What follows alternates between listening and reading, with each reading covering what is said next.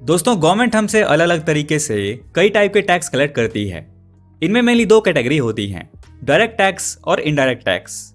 और आगे इन कैटेगरीज में और भी कई टाइप के टैक्स होते हैं जिन्हें समझना काफी कंफ्यूजिंग सा हो जाता है। आज हम ऐसे ही कुछ टैक्सेस के बारे में बात करेंगे, टीडीएस और टीसीएस।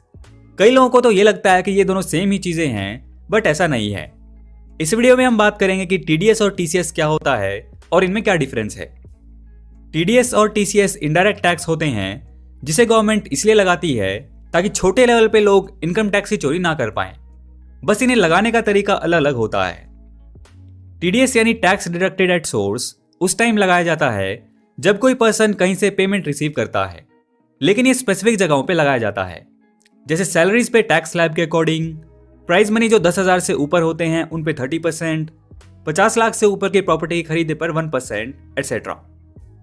अब जैसे नाम से ही क्लियर है, टैक्स डिडक्टेड एट सोर्स यानी जहां से पेमेंट हुई है वहीं पे टैक्स काट लिया जाता है। फॉर एग्जाम्पल, कोई प्राइवेट कंपनी हो या गवर्नमेंट ऑर्गेनाइजेशन, वो अपने एम्प्लॉयज को उनकी सैलरी के हिसाब से जितना इनकम टैक्स बनता है वो टैक्स काट कर ही सैलरी देती है, और ये टैक्स वो टीडीएस के नाम से काटते हैं। फिर बाद में वो इसी डिटेल्स के साथ गवर्नमेंट के पास जमा कर देते हैं। इससे गवर्नमेंट का काम आसान हो जाता है। उनको हर एक सैलरीड पर्सन पे नजर नहीं रखनी पड़ती कि वो टैक्स भर रहा है नहीं, कंपनीज ठीक से टीडीएस सबमिट करा रही हैं नहीं, ये इंश्योर करके काम चल जाता है। और टीडीएस कलेक्ट करने की जिम्मेदारी कंपनीज को ही दे दी जाती है। इससे गवर्नमेंट के पास इनडायरेक्टली इनकम टैक्स पहुंच जाता है।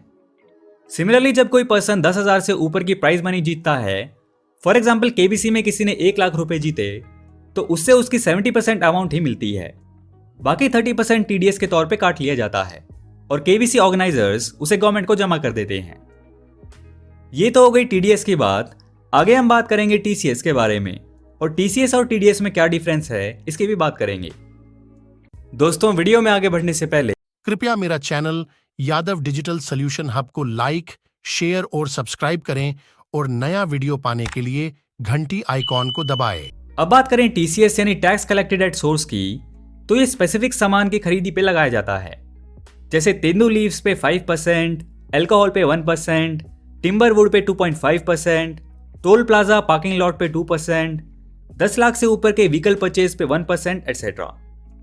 अब चूंकि यहाँ लोग पेमेंट रिसीव करने के बजाय पैसे दे के कोई चीज खरीद रहे हैं, इसलिए यहाँ उनसे सेलर टीसीएस के नाम पे एक्स्ट्रा पैसे लेता है और फिर बाद में कलेक्ट हुए टीसीएस को डिटेल्स के साथ गवर्नमेंट को जमा कर देते हैं।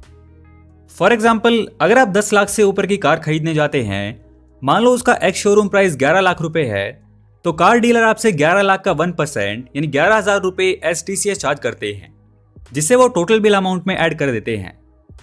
फिर बाद में वो इसे गवर्नमेंट के पास सबमिट कर देते हैं। इस तरीके से टैक्स कलेक्ट करने की जिम्मेदारी सेलर को ही दे दी जाती है और गवर्नमेंट के पास भी इनडायरेक्टली टैक्स पहुंच जाता है। ये हो गया टीसीएस। अब आपके माइंड में दो क्वेश्चन आ सकते हैं। पहला ये कि गवर्नमेंट ने इनकम टैक्स की चोरी बचाने के लिए ये टीडीएस और टीसीएस सिस्टम तो बना दिया, लेकिन क्या होगा अगर प्राइवेट कंपनीज और सेलर्स ही इसको गवर्नमेंट के पास जमा ना करें तो? और दूसरा ये कि जो लोग टैक्स स्लैब में आते ही नहीं हैं, उनसे तो एडवांस में ही टैक्स वसूल कर लिया गया, वो क्या करेंगे? तो इसके लिए गवर्नमेंट ने सिंपली कहा है कि अपनी ITR income tax return file करे। इससे दोनों काम हो जाएंगे।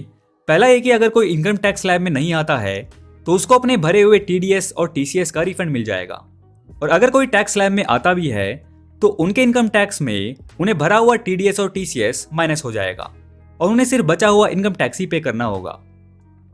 और दूसरा कि जब लोग अपने भरे हुए टीडीएस और टीसीएस की डिटेल्स के डॉक्यूमेंट्स अपनी आईटीआर में सबमिट करेंगे तो उससे income tax department cross check कर सकता है कि कंपनी द्वारा वो टीडीएस और टीसीएस भरे गए हैं नहीं। इनकेस नहीं भरा हुआ है तो इनकम टैक्स डिपार्टमेंट उन पे फाइन भी लगा सकता है और उन्हें अपना कलेक्ट किया हुआ टीडीएस या टीसीएस ब्याज के साथ जमा कराना पड़ता है। इस तरीके से गवर्नमेंट का काम आसान हो जाता है और ज्यादा से ज्यादा लोग जो पहले इनकम टैक्स फाइल नहीं करते थे वो भी अपना टीडीएस और टीसीएस का रिफंड लेने के लिए इनकम टैक्स फाइल करते हैं। अब अगर वीडियो को समराइज किया जाए तो टीडीएस और टीसीएस दोनों इनडायरेक्ट टैक्स होते हैं। दोनों आम जनता से इनकम टैक्स इन एडवांस लेने के लिए लगाए जाते हैं। टीडीएस गवर्नमेंट को सबमिट कराने की जिम्मेदारी कंपनीज की होती है, जो आम जनता को सैलरी के नाम पे पेमेंट या प्राइज मनी देते हैं, और टीसीएस गवर्नमेंट को सबमिट कराने की जिम्मेदारी सेलर्स की होती है, जो कुछ स्पेसिफिक सामान जिसकी हमने ऊपर बात की है वो आम जनता को बेच रहे हैं। दोनों ही केसेस में वो टैक्स आम जनता का ही होता है, बस उसको आम जनता से कलेक्ट करके सबमिट करने की जिम्मेदारी कंपनीज और सेलर्स की होती है। टीडीएस और टीसीएस दोनों के ही रिफंड और एडजस्टमेंट के लिए आईटीआर फाइल करनी पड़ती है। तो ये थी टीडीएस और टीसीएस पे हमारी छोटी सी वीडियो। अगर आपको इस वीडियो से हेल्प मिली हो तो अपने फ्रेंड्स और रिलेटिव्स के साथ भी इस वीडियो को शेयर करें, ताकि उन्हें भी टीडीएस और टीसीएस के बारे में बेसिक नॉलेज हो सके।